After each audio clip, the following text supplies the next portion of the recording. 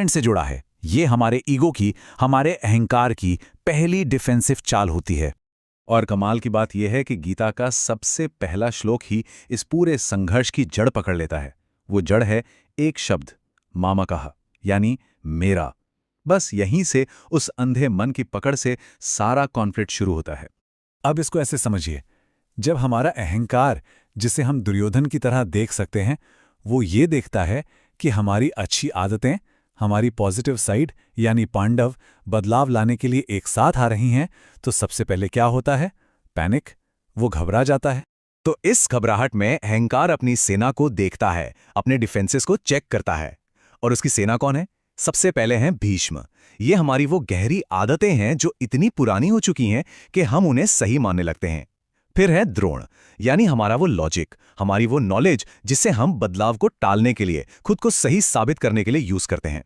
और आखिर में है कर्ण, हमारा झूठा अभिमान, हमारी फॉल्स प्राइड जो हमें बदलने से रोकती है।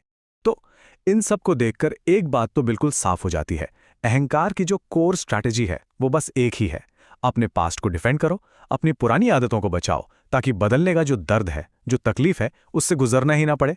ठीक है, तो अब ये लड़ाई एक नए लेवल पर पहुंचती है। अब ये सिर्फ आदतों की जंग नहीं रही, अब ये हमारे अंदर गूंज रही अलग अलग आवाज़ों की लड़ाई बन जाती है। तो सबसे पहले कौन सी आवाज़ आती है? हमारे अतीत की, हमारी पुरानी आदतों की। भीष्म, जैसा कि हमने समझा, वो एक जोर का शंखनाद करते हैं, एक दहाड़। ये कोशिश है हर दूसरी आवाज़ को दबा देने की, एक जाने पहचाने शोर और कन्फ्यूजन में सब कुछ डुबो देने की। लेकिन उसी शोर के बीच में से एक दूसरी, बिल्कुल साफ आवाज़ निकलती है। ये है बोध की आवाज़, रियलाइजेशन की ध्वनि। ये हमारी बुद्धि यानी अर्जुन और हमारी चेतना यानी कृष्ण के जागने की पुकार है। और यहीं पर एक बहुत ही कमाल की साइकोलॉजिकल बात सामने आती है।